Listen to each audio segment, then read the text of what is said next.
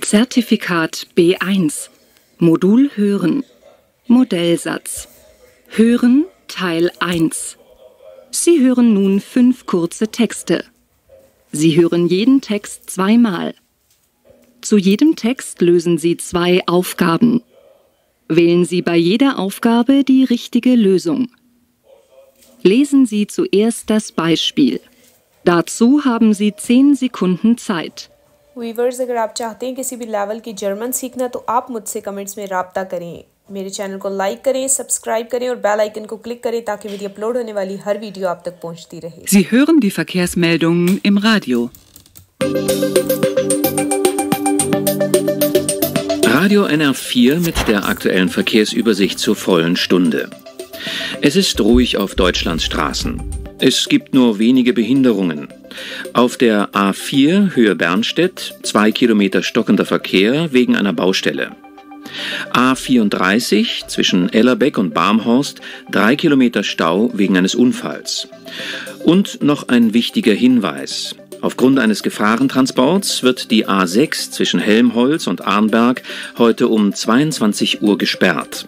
Die Sperrung wird voraussichtlich bis 24 Uhr andauern. Wir wünschen allen eine gute und sichere Fahrt.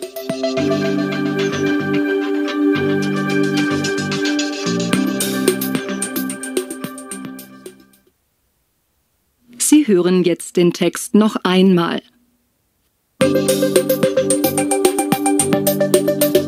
Radio NR4 mit der aktuellen Verkehrsübersicht zur vollen Stunde. Es ist ruhig auf Deutschlands Straßen. Es gibt nur wenige Behinderungen. Auf der A4 Höhe Bernstedt 2 Kilometer stockender Verkehr wegen einer Baustelle. A34 zwischen Ellerbeck und Barmhorst 3 Kilometer Stau wegen eines Unfalls. Und noch ein wichtiger Hinweis. Aufgrund eines Gefahrentransports wird die A6 zwischen Helmholtz und Arnberg heute um 22 Uhr gesperrt. Die Sperrung wird voraussichtlich bis 24 Uhr andauern. Wir wünschen allen eine gute und sichere Fahrt.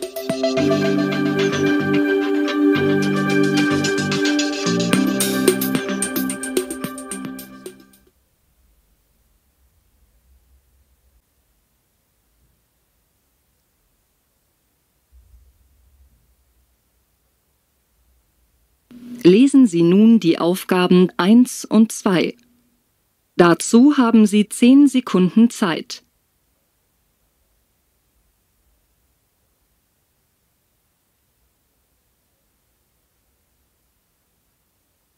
Sie hören eine Durchsage im Radio. Hier ist Radio QR3 mit dem Veranstaltungskalender fürs Wochenende. In Wörrstadt-Sulzheim findet am Samstag das Hauptstraßenfest statt. Ab 11 Uhr öffnen die Stände auf der Hauptstraße. Für Kinder gibt es zahlreiche Spielmöglichkeiten, wie Hüpfburgen, Ponyreiten und eine Bobbycar-Rennbahn. Um 15 Uhr gibt es Live-Musik und um 20 Uhr ein Konzert der Greenhorns.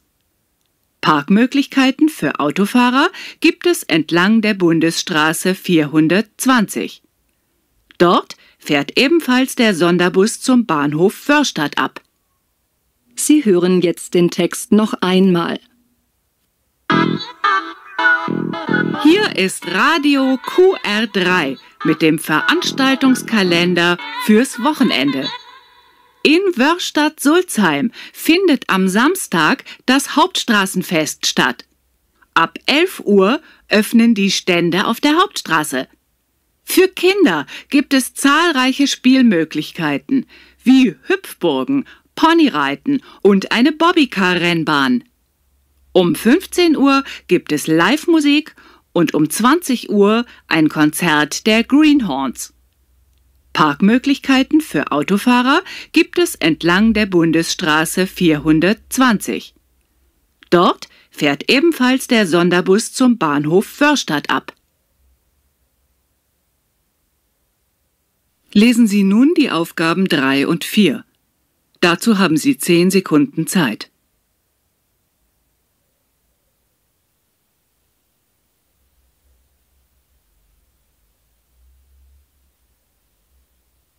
Sie hören eine Radiosendung.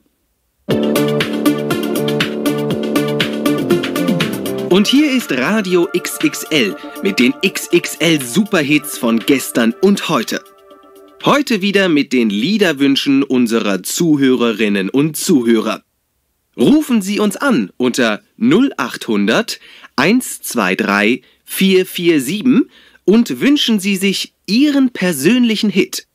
Unter den ersten 10 Anrufern verlosen wir wieder 50 €. Rufen Sie also an 0800 123 447 und mit ein bisschen Glück sind Sie um 50 € reicher. Sie hören jetzt den Text noch einmal.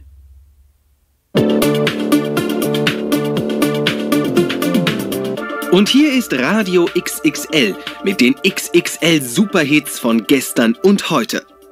Heute wieder mit den Liederwünschen unserer Zuhörerinnen und Zuhörer.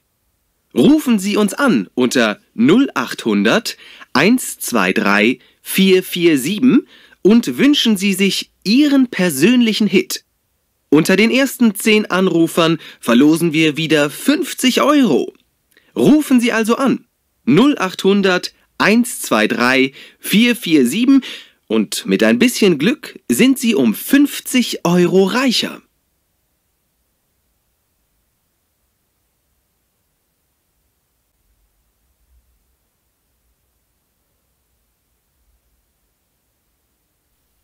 Lesen Sie nun die Aufgaben 5 und 6.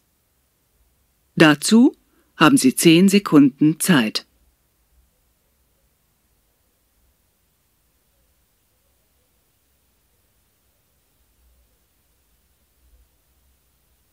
Sie hören eine Durchsage im Zug. Achtung, Reisende! Bitte beachten Sie: Wegen Reparatur der Klimaanlage ist der Bahnhof Flughafen heute für den Zugverkehr gesperrt. Die Bauarbeiten dauern bis zum Betriebsende heute Abend an. Dadurch sind die Bahnsteige außer Betrieb. Für Reisende zum Flughafen steht in Adorf ein Schienenersatzverkehr mit Bussen zum Flughafen zur Verfügung. Reisende zum Flughafen bitte in Adorf in den Bus zum Flughafen umsteigen. Wir bitten um Ihr Verständnis.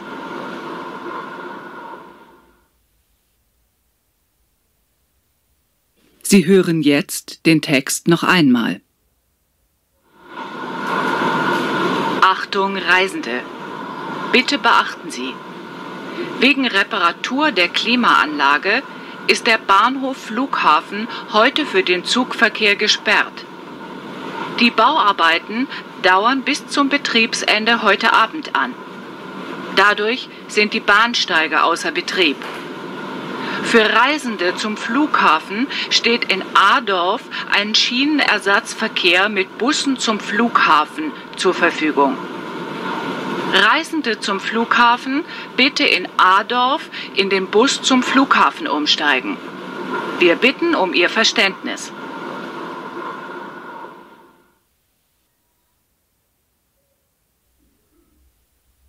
Lesen Sie nun die Aufgaben 7 und 8.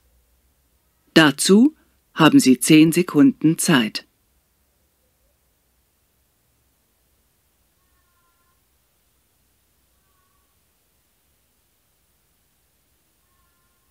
Sie hören eine Nachricht auf dem Anrufbeantworter.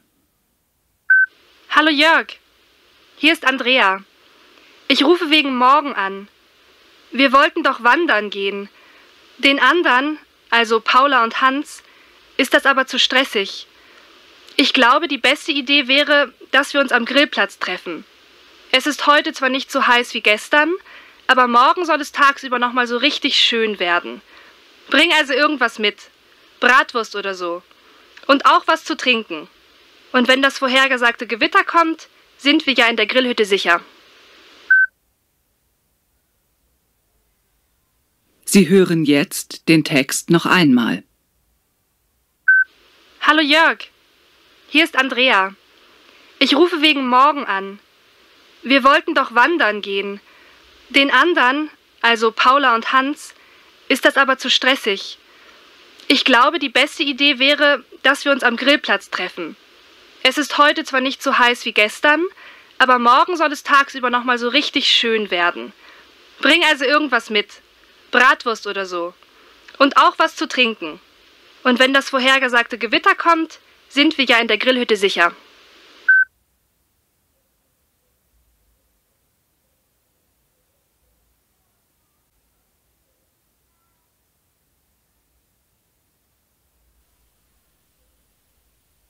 Lesen Sie nun die Aufgaben 9 und 10. Dazu haben Sie 10 Sekunden Zeit.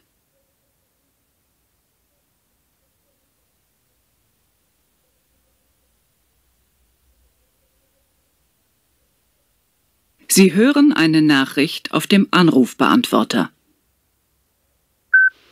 Hier Arztpraxis Dr. Thomas, Telefonnummer 0611 456 788. Guten Tag, Frau Groß. Leider müssen wir Ihren Termin für morgen um 14 Uhr absagen, weil der Herr Doktor krank ist. Rufen Sie uns also bitte morgen für einen neuen Termin an. Am Donnerstagmorgen ist Dr. Thomas wieder in der Praxis.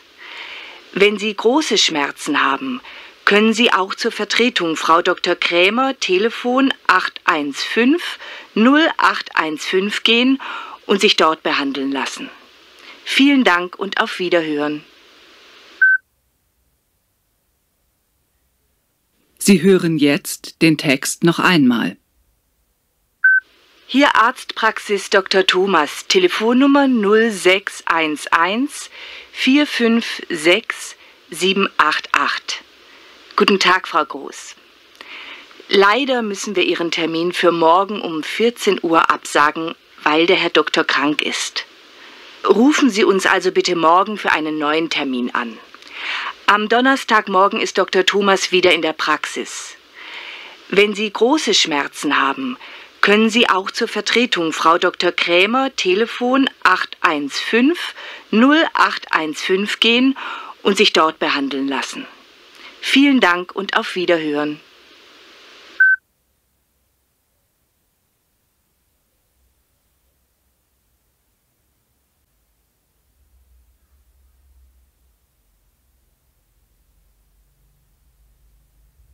Hören Teil 2.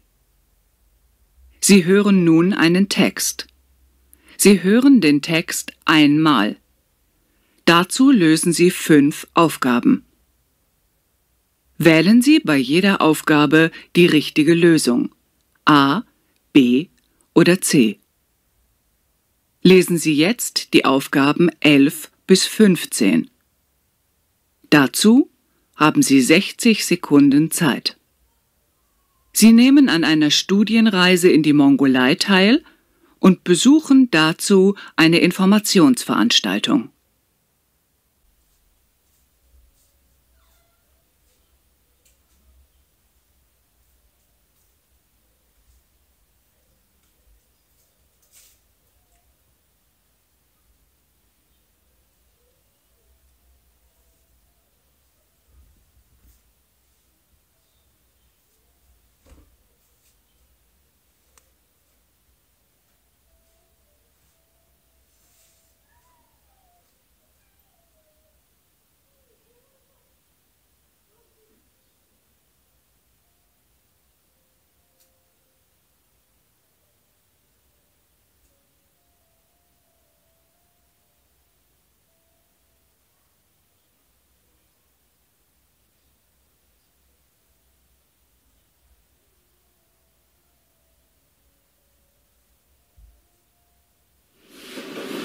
Meine sehr verehrten Damen und Herren, ich begrüße Sie ganz herzlich zu unserem ersten vorbereitenden Treffen.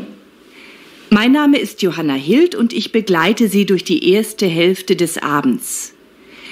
In diesem Teil erhalten Sie hoffentlich interessante Informationen über die Mongolei, über ihre Geschichte, das Land und die Menschen. Bevor ich anfange, möchte ich aber noch sagen, wie sehr wir uns darüber freuen, dass unser Angebot einen so großen Zuspruch findet. Eine Rundreise durch die Mongolei anzubieten, war ein gewisses Risiko. Umso mehr freuen wir uns, dass bereits alle 25 Plätze belegt sind und es bereits eine Warteliste gibt. Wie wir Ihnen schon in der Einladung zu dem heutigen Abend mitgeteilt haben, wird die Reise also in jedem Fall stattfinden können. Freuen Sie sich also auf Ihre 16-tägige Rundreise durch ein großes und großartiges Land. Nach meinem Vortrag gibt es eine kurze Pause, in der Sie sich gerne an unserem kleinen Buffet bedienen dürfen.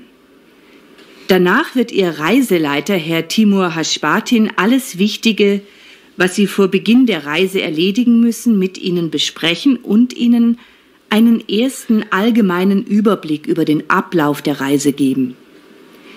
Herr Hashbatin kam vor 12 Jahren nach Deutschland und die Liebe wollte es, dass er hier blieb.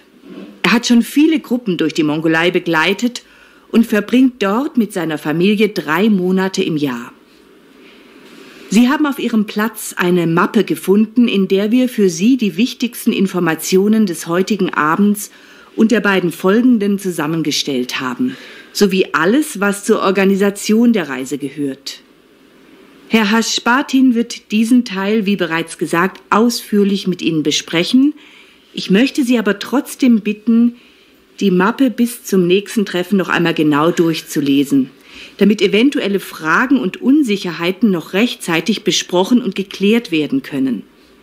Ich hoffe, Sie haben Verständnis für die relativ aufwendige Vorbereitung, aber Sie werden sehen, dass sie für einen gelungenen Aufenthalt in der Mongolei nötig ist.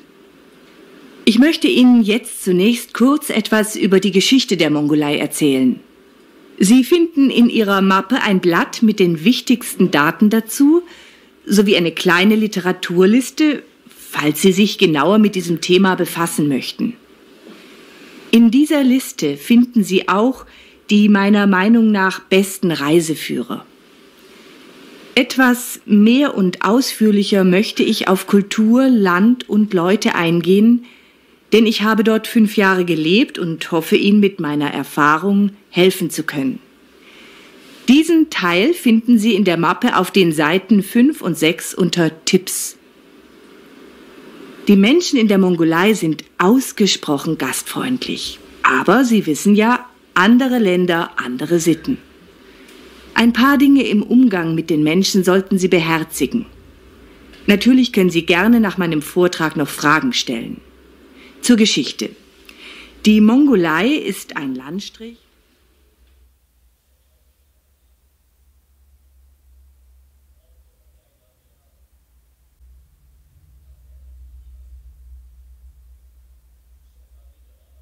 Hören Teil 3. Sie hören nun ein Gespräch. Sie hören das Gespräch einmal. Dazu lösen Sie 7 Aufgaben. Wählen Sie. Sind die Aussagen richtig oder falsch? Lesen Sie jetzt die Aufgaben 16 bis 22. Dazu haben Sie 60 Sekunden Zeit.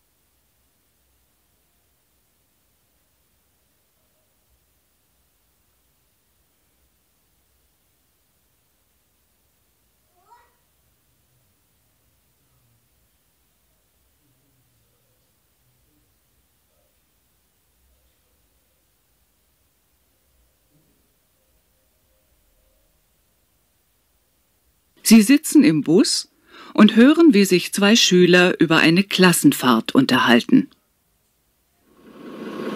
Hallo Lukas, wie geht's? Hallo Franziska, alles klar soweit. Ich hatte heute zum ersten Mal wieder Schule nach der Klassenfahrt. Stimmt, ihr wart ja weg. In London, oder? Nein, Jans Klasse war in London. Wir waren in Wien. Ach so. Wie war's? Erzähl mal. War echt super. Wir hatten viel Spaß. Wien ist wirklich schön. Wir sind stundenlang rumgelaufen und abends sind wir natürlich auch nicht früh ins Bett. Könnte jetzt Ferien gebrauchen. Was habt ihr denn alles gesehen? Naja, was man halt so gesehen haben muss. Stephansdom, Hofburg, Kunsthistorisches und Naturhistorisches Museum und noch eine Menge mehr. Klingt ein bisschen langweilig. Nein, gar nicht. War alles ziemlich spannend. Einmal haben wir Gruppen gebildet und die haben sich jeweils ein Museum ausgesucht. Nachmittags haben wir uns dann getroffen und das Museum präsentiert. Es gibt jede Menge interessanter Museen in Wien. Aber jeden Tag Museen? War ja nicht jeden Tag. Eine Führung durch die Altstadt haben wir auch gemacht. Außerdem war meistens nur Vormittagsprogramm. Nachmittags und abends hatten wir dann frei. Und was habt ihr dann so gemacht? Das Wetter war ja super. Also shoppen, Schwimmbad. Nur einmal hat es den ganzen Tag geregnet. Da habe ich mit Tim und Anja fast den ganzen Tag im Kaffeehaus gesessen. Das war so ein kleines mit einem uralten Ober. Der war etwas krantig, hat uns aber eigentlich in Ruhe gelassen. Und wo habt ihr gewohnt? In einem Jugendhotel. Hatte nicht wirklich 5 Sterne, war aber okay. Wir haben ja eh nur da geschlafen und das nicht lange. Und wo habt ihr gegessen? Frühstück gab es im Hotel, sonst haben wir in der Stadt gegessen. Wirklich gigantische Schnitzel gibt es in Wien. Wir haben einen Laden entdeckt, eine Studentenkneipe, da konnte man sich ein Schnitzel auch teilen. Ein Riesenschnitzel für 5 €. Wann musstet ihr denn zurück sein im Hotel? Den letzten Bus mussten wir nehmen. Daran haben sich auch immer alle gehalten. Einmal gab es Aufregung. Wir haben am Bahnhof auf den Bus gewartet, aber Thomas ist nicht aufgetaucht. Wir wussten nicht, was wir machen sollten und haben Herrn Cornelius angerufen. Thomas hatte sich mittlerweile bei ihm gemeldet. Er war in die falsche Richtung gefahren und stand dann nachts um 12 irgendwo am Rand von Wien. Geld hatte er auch keins mehr. Herr Cornelius war schon im Taxi, um ihn abzuholen. Welcher Lehrer war denn noch dabei? Frau Daimler. Oh je. Nein, die war echt total nett. Beide haben nachmittags immer noch etwas angeboten, zum Beispiel einen Besuch im Marionettentheater. Und es sind immer viele mit. Alles war klasse. Ich bin mal gespannt auf unsere Fahrt. Am Freitag geht es los nach Brüssel. Ich bin schon total...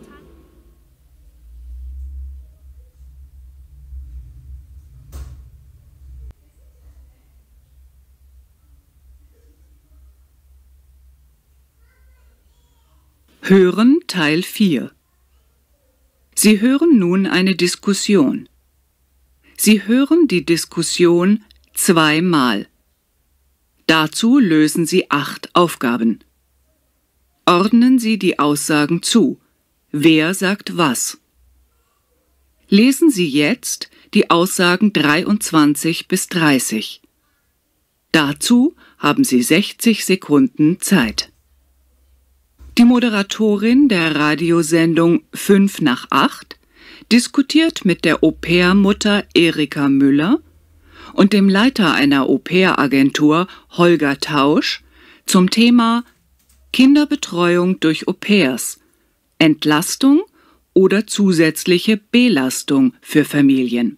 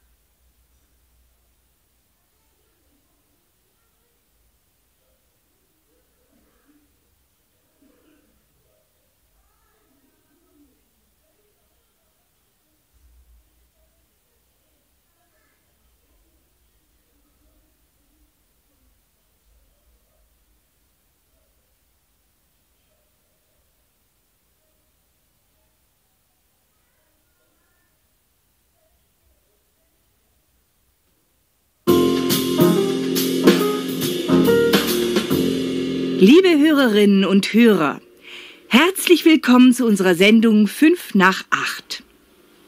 Heute ist unser Thema Kinderbetreuung durch Au-pairs. Entlastung oder zusätzliche Belastung für Familien? Dazu haben wir eine Gastmutter ins Studio eingeladen, Frau Erika Müller, die schon das 3. Au-pair-Mädchen in ihrer Familie betreut, sowie den Leiter einer Au-pair-Agentur, Herrn Holger Tausch. Guten Abend. Guten Abend. Immer öfter kommt es heutzutage vor, dass Familien sich entscheiden, für die Betreuung ihrer Kinder Babysitter oder Tagesmütter zu beauftragen. Das hängt damit zusammen, dass oft beide Eltern berufstätig sein müssen oder wollen, weil sie sonst weniger Karrieremöglichkeiten haben oder weil sie sich finanziell besser stellen wollen. Eine Alternative zu den Tagesmüttern sind immer häufiger die Au-pairs. Herr Tausch, was bedeutet Au-pair eigentlich genau? Au-pairs sind junge Frauen oder Männer, die für ein Jahr ins Ausland gehen, also in unserem Fall nach Deutschland kommen, um in einer deutschen Familie zu wohnen und bei der Kinderbetreuung und im Haushalt zu helfen. Das Wort Au-pair stammt aus dem Französischen und bedeutet so viel wie auf Gegenseitigkeit. Das bedeutet, das Au-pair unterstützt die Gastfamilie und die Gastfamilie unterstützt das Au-pair dabei, die deutsche Sprache und Kultur kennenzulernen. Das hört sich nach einer sinnvollen Sache an. Doch wie funktioniert das in der Praxis? Frau Müller, Sie haben jetzt das 3. Au-pair-Mädchen in Ihrem Haus. Welche Erfahrungen haben Sie damit gemacht? Insgesamt eigentlich gute Erfahrungen. Unser erstes Au-pair war Mila aus der Ukraine. Mein Sohn Jens war damals gerade 3, meine Tochter Lena war 5 Jahre alt. Unser zweites Au-pair war dann Estefania aus Spanien. Und im Moment lebt Liga aus Lettland bei uns. Das war besonders beim ersten Mal schon eine Umstellung für die ganze Familie, dass da jetzt eine fremde Person dazugehört und in unserem Haus wohnt. Herr Tausch, welche Erfahrungen haben Sie als Au-pair-Vermittler mit den Au-pairs und den Gastfamilien gemacht? Gibt es oft Schwierigkeiten, sich an die neue Situation zu gewöhnen? Das Thema Umstellungsschwierigkeiten höre ich immer wieder von neuen Gastfamilien. Das ist wohl etwas ganz Normales. Die Tatsache, dass da plötzlich eine fremde Person dauerhaft im Haus lebt, bringt nicht nur Entlastungen für die Familien, sondern auch viele Irritationen. Viele Eltern haben kaum Kenntnisse über die Eigenarten der anderen Kultur, aus der das Au-pair kommt. Das kann dann leicht zu Missverständnissen führen. Normalerweise passiert das innerhalb der ersten 4 bis 8 Wochen. Danach hat man sich aneinander gewöhnt. Frau Müller, wie sind Ihre 2 Kinder mit der neuen Situation umgegangen? Eigentlich hatten die Kinder weniger Schwierigkeiten, damit zurechtzukommen, als mein Mann und ich. Die Kinder haben Mila sofort akzeptiert und als Spielgefährtin willkommen geheißen. Für uns Erwachsene war es schon schwieriger. Was müssen wir tun, damit Mila keinen falschen Eindruck von Deutschland und den Bewohnern bekommt? Wie können wir sie beim Erlernen der Sprache unterstützen? Auch für Mila war es nicht leicht. Sie war gerade 19, frisch von der Schule und zum ersten Mal für längere Zeit weg von ihrem Zuhause. Natürlich hatte sie Heimweh. Und wie haben Ihre Kinder den Wechsel der Au-pairs verkraftet? Die Kinder waren enttäuscht und traurig, als klar war, dass Mila nach einem Jahr von unserer Familie weggeht, wieder zurückkehrt in die Ukraine. Die Kinder verstehen natürlich nicht, dass ein Au-pair-Aufenthalt nach einem Jahr zu Ende ist. Für sie ist da eine Freundin, quasi ein Familienmitglied, weggegangen. Bei Estefania war es dann schon weniger schlimm. Vielleicht auch, weil die Kinder schon größer waren. Oder weil sie verstanden hatten, dass auch Estefania uns wieder verlässt. Herr Tausch, welche Aufgaben hat ein Au-pair in einer Gastfamilie? Man hört ja immer wieder von unschönen Geschichten, in denen Au-pairs ausgenutzt werden, bis zum Umfallen im Haus der Gastfamilie arbeiten, kochen, putzen, Wäsche waschen, bügeln, mit den Kindern Hausaufgaben machen, mit ihnen spielen, sie ins Bett bringen, teilweise auch am Wochenende. Gibt es da keine Regelungen? Doch, natürlich. Es gibt klare Regeln. Aber leider werden diese Regeln nicht immer beachtet. Wer über eine Agentur als Au-pair ins Ausland geht, wird über die Regeln aufgeklärt. Ebenso achten die Agenturen darauf, dass die Familien sich an die Regeln halten. Normalerweise arbeitet ein Au-pair 30 Stunden pro Woche in der Familie. Dafür wohnt das Au-pair kostenlos in der Gastfamilie und erhält auch Essen und Trinken. Dazu gibt es ein festgelegtes monatliches Taschengeld und die Familie bezahlt die Kosten der notwendigen Versicherungen, zum Beispiel der Krankenversicherung. Bei unserer Agentur bezahlen die Gastfamilien den Au-pairs auch einen Deutsch-Intensivkurs. 20 Stunden pro Woche, 6 Monate lang. Die Au-pairs haben 1 bis 2 freie Tage in der Woche, je nachdem, wie sie ihre Arbeit und ihre Freizeit verteilen. Frau Müller, haben Sie bei Ihren 3 Au-pair-Mädchen Veränderungen feststellen können, wenn sie eine Zeit bei Ihnen gewohnt haben? Klar. Alle sind während ihres Aufenthalts viel selbstsicherer geworden als am Anfang bei ihrer Ankunft. Sie sind oft zum ersten Mal in ihrem Leben selbstständig, treffen Entscheidungen. Sie lernen andere Leute kennen, internationale Freundschaften entstehen. Sie lernen, in einer anderen Kultur zu leben, in einer anderen Sprache zu kommunizieren. Sie merken, dass es eine andere Welt gibt, außerhalb ihres Elternhauses und außerhalb der gewohnten Umgebung in ihrer Heimat.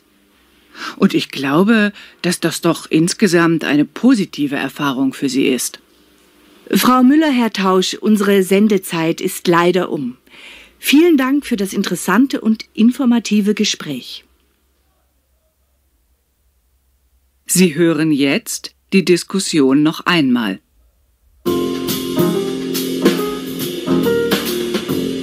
Liebe Hörerinnen und Hörer, herzlich willkommen zu unserer Sendung 5 nach 8. Heute ist unser Thema Kinderbetreuung durch Au-pairs. Entlastung oder zusätzliche Belastung für Familien? Dazu haben wir eine Gastmutter ins Studio eingeladen, Frau Erika Müller, die schon das 3. Au-pair-Mädchen in ihrer Familie betreut, sowie den Leiter einer Au-pair-Agentur, Herrn Holger Tausch. Guten Abend. Guten Abend. Immer öfter kommt es heutzutage vor, dass Familien sich entscheiden, für die Betreuung ihrer Kinder Babysitter oder Tagesmütter zu beauftragen. Das hängt damit zusammen, dass oft beide Eltern berufstätig sein müssen oder wollen, weil sie sonst weniger Karrieremöglichkeiten haben oder weil sie sich finanziell besser stellen wollen. Eine Alternative zu den Tagesmüttern sind immer häufiger die Au-pairs. Herr Tausch, was bedeutet Au-pair eigentlich genau? Au-pairs sind junge Frauen oder Männer, die für 1 Jahr ins Ausland gehen, also in unserem Fall nach Deutschland kommen, um in einer deutschen Familie zu wohnen und bei der Kinderbetreuung und im Haushalt zu helfen. Das Wort Au-pair stammt aus dem Französischen und bedeutet so viel wie auf Gegenseitigkeit. Das bedeutet, das Au-pair unterstützt die Gastfamilie und die Gastfamilie unterstützt das Au-pair dabei, die deutsche Sprache und Kultur kennenzulernen. Das hört sich nach einer sinnvollen Sache an. Doch wie funktioniert das in der Praxis? Frau Müller, Sie haben jetzt das 3. Au-pair-Mädchen in Ihrem Haus. Welche Erfahrungen haben Sie damit gemacht? Insgesamt eigentlich gute Erfahrungen.